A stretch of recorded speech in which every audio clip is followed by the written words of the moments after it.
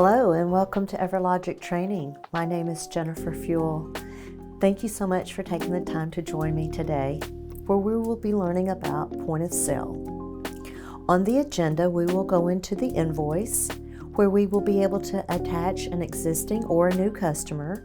We'll be able to add new and or existing parts. We can do a special order and a parts purchase order.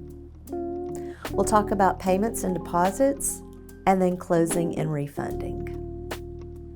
So let's go ahead and get started in EverLogic, where we will be focusing on parts and service, and we'll go to the new invoice form. Okay. As usual, we'll click to add a customer. Let's say we're going to add a new customer. All right, we'll go ahead and add in the customer's name,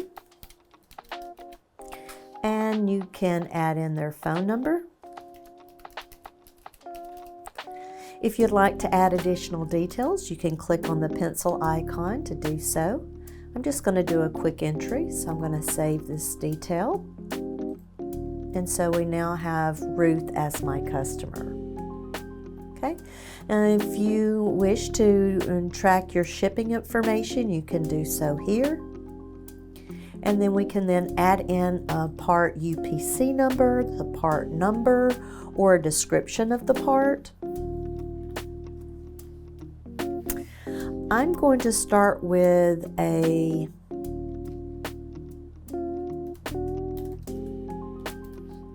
radiator. Okay. Now, when you hit the Enter key, you can choose one of the options that is available in this window, or you can click here where it says My part is not here. I'm going to go ahead and do so and choose Add Part from the catalog. Okay, you'll go ahead and make your selection of whichever part you'd like from the list. Double click it, and then choose the bin. Select a category, and then OK. So you notice now my totals are showing here in the accounting panel. Above that, I have a memo section. I just want to make note this is not a private memo and may print on a receipt for the customer to see. And please notice, as I'm making my entry, EverLogic has automatically assigned the invoice number. This is in sequential order from the last invoice that you created, along with today's date. It has selected my name and location as being the person that's logged into EverLogic at this time, and it would automatically select my drawer number. Now, if this is a tax-exempt customer, you can make the selection here by clicking the radio button next to Is Tax Exempt. There's also an invoice type for you to choose. Mine is set to automatically choose retail. If your company does rentals, you can also choose rental here. Also, if you track your customers by PO or class, you can make those selections in these fields. Okay. We'll say that this is what Miss Ruth is purchasing from us today, and I'm going to save this and indicate she's paying cash for $19.79. And to get that figure into my payment box, I'll either need to hit Enter or the Tab key. You see now the balance is 0, and it's time for me to go ahead and close out this invoice by clicking on the rubber stamp. Yes, I want to close it. All right, when you do so, you'll get a copy of the receipt, one for your customer, and then there's an extra copy for your dealership. All right, please notice now in orange it does indicate that this invoice was closed today. Well, let's say that for some reason Miss Ruth had to return this item. So I want to show you how to do a return on an invoice. So my invoice is number 10760.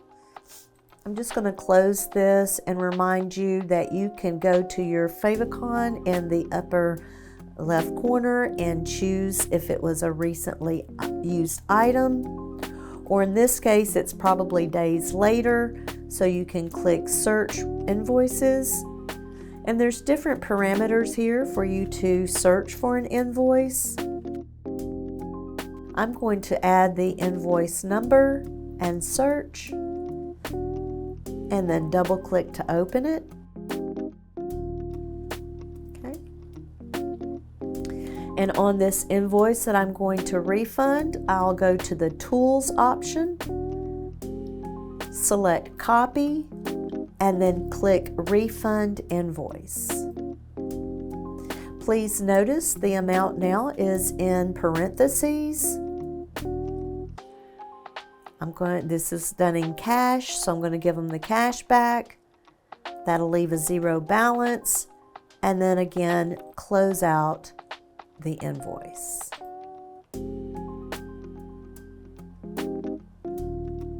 All right, so that was kind of quick and easy. We did a quick invoice, and then we also went into Tools, Copy to refund that invoice. All right, let's do another example. Again, we're going back to the Parts and Service tab and choose New Invoice. Let's this time choose a customer that's in the system. And you just search for their name and then double click. So we've got the customer's name. Again, you can add shipping information if you'd like. So let's say that Becky came in and she has a leaking skylight and she needs some sealant, and we'll choose one of the sealants here. And let's say she's not really sure how many tubes she is going to need, so she's purchasing 10. So you can manually key in the number for this particular part and then hit enter. Okay. So as we scroll over, just to point out, the individual cost is $3.84 and the selling price is $6.79. Since Becky is getting 10 of these, her total is now $74.70. All right, let's go ahead and say she pays cash today. And you either hit tab or enter to get that figure into the payment box here. We're showing a zero balance and then cash out. All right, I'm closing this invoice, but I want to give you this example on a partial refund. Okay. So I'm going to go back to the Tools option, go to Copy, and then Refund Invoice. Now please notice the entire amount has been placed in parentheses, but she's not returning all 10 that she purchased. Let's say that she used, 8 tubes, and she's only returning 2 of those sealant tubes. So as you hit your tab key, it adjusts the amount in parentheses. So instead of refunding the total amount, I'm only refunding $14.94. Okay, the balance will be left at 0, and then I'll close out my invoice. You'll get your receipts, one for the customer, one for your dealership. And again, it's showing closed here as of today. Now, just to point out while we're here on the toolbar, as usual, you have the option to email this information to your customer. If you're set up for text messaging with EverLogic, you can also send a text message over to your customer. If you needed to add in documents, I don't think you would with an invoice, but that option is there. You can also print another copy if you needed. And then we'll go ahead and close this invoice.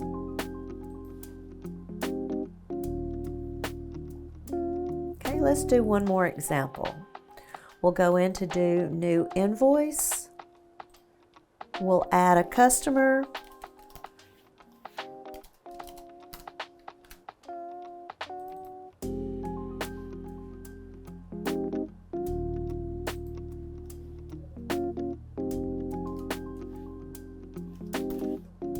Okay, let's say we're going to add a new heater that we don't normally carry in stock.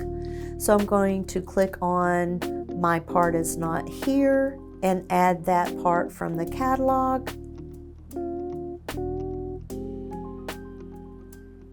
You'll choose the item, double click it. Let's say this is just going to be a special order, so I'm not going to keep it in stock. I'll do a in and out option. Now, if this was a core product, you could also choose here as a core item.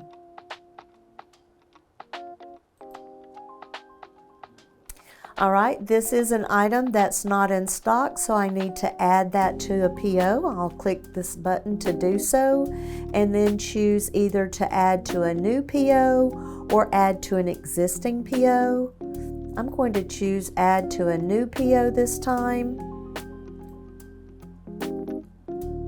All right, so on the PO, EverLogic will automatically assign a PO number.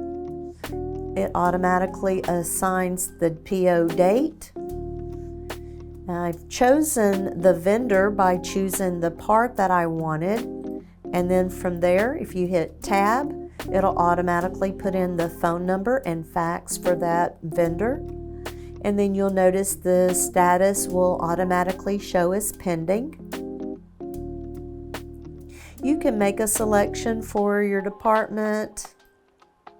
If you needed to, different shipping terms are available here. These are not bolded items, so they're not required.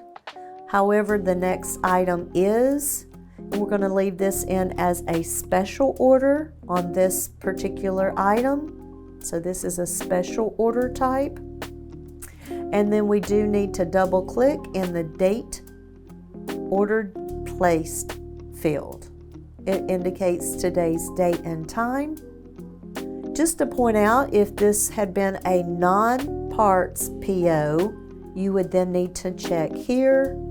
Again, a non-part PO would be items like an office desk or a chair, things that's non-parts like maybe toilet tissue or paper towel, things of that nature, as a non-parts PO. The shipping information will automatically display your dealership's information unless you need to make changes here.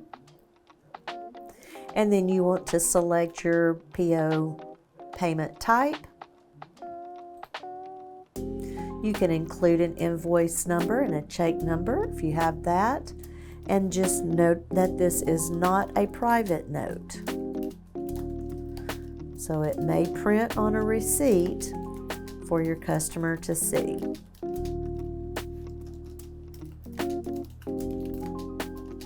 Remember, if it doesn't say private, it is not a private memo. And then here it is automatically chosen that heater. You can change your quantity here if necessary.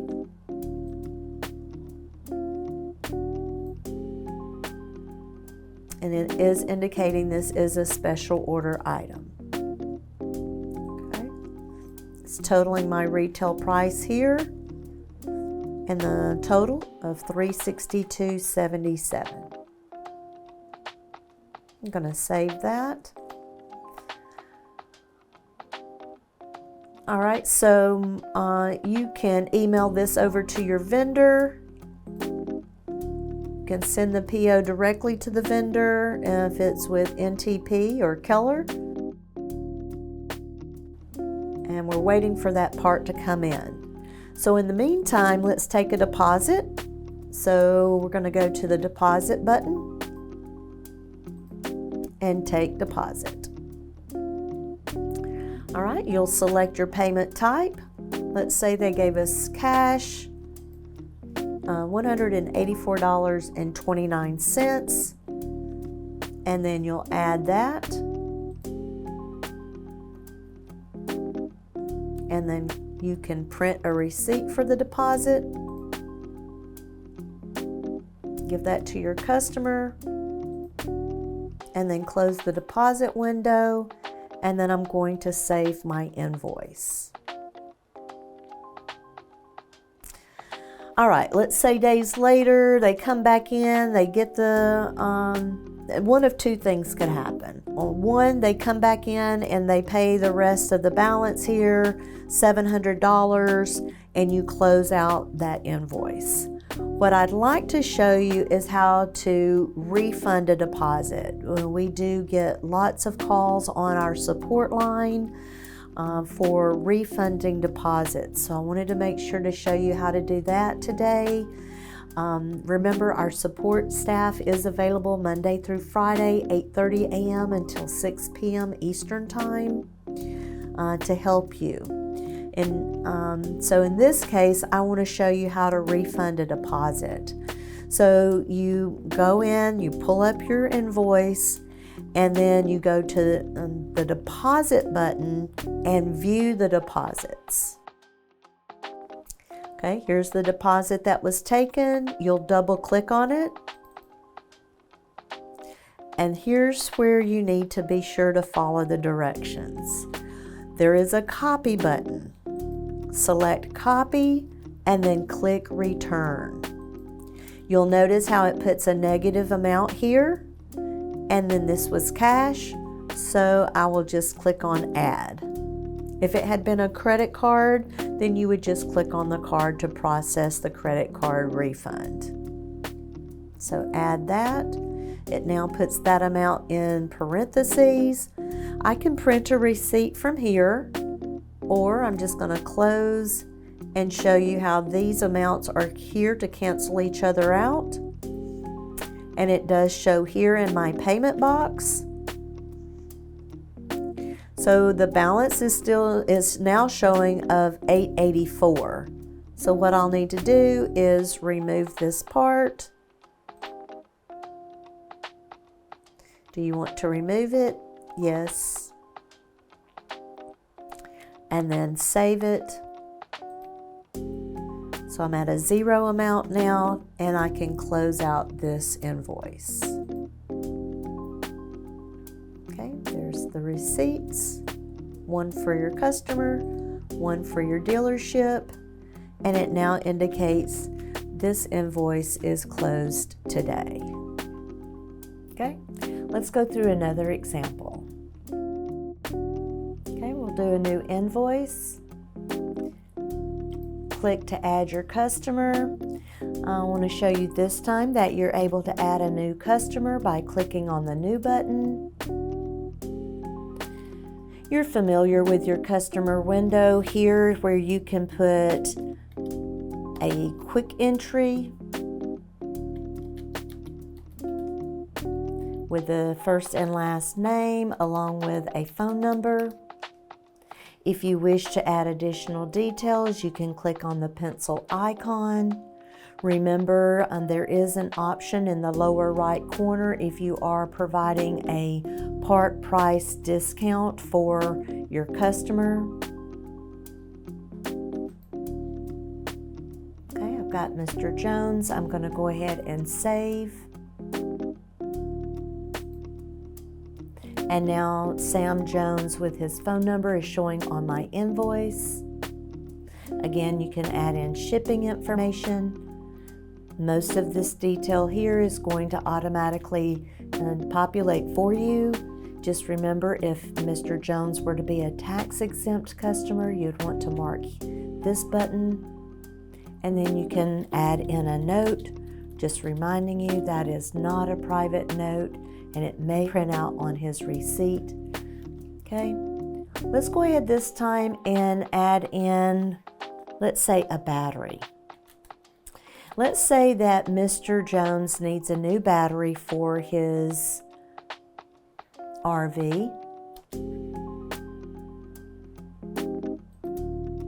All right, and so I'm going to click on the down drop menu, and it shows those batteries that are in stock.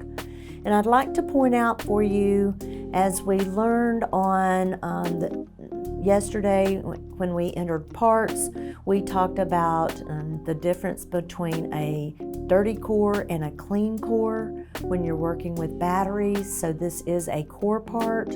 I'm going to show you how to make refunds on a core part.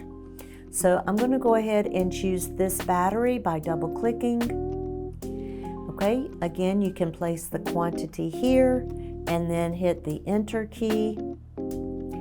And please notice, since we're working with a core item, it's asking you, do they have the core for this part? I'm going to indicate no in this instance. So you'll notice he is being charged for the clean core because he's not returning the dirty core. So over on the right side accounting panel, you'll see the core total of $20 that has been added to this invoice, along with the part total itself of $125, giving us a total of $157.50.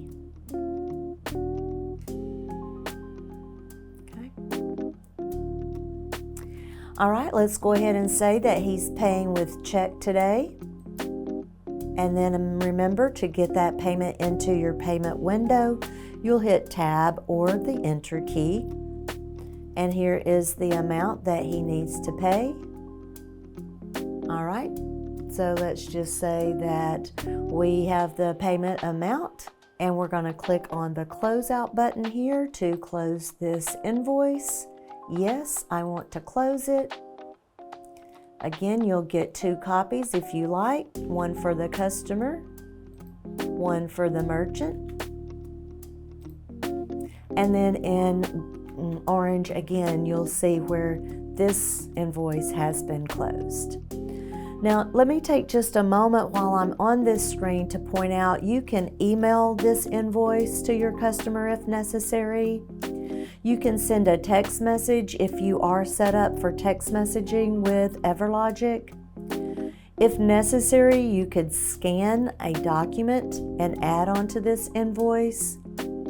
You can go back and print a copy. We show a customer copy and or an accounting copy that you can print out, just to show you what that looks like. You've seen for your customer receipt.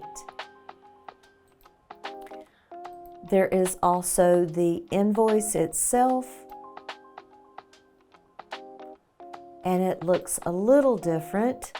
You've got your dealership info, the invoice information, your customer detail, any memo. Remember, this is not that private memo. So here's where the memo would print out. And then details of the parts on the invoice, along with any freight, core, discount amounts, and your balance. Okay, this is my customer copy I can print out.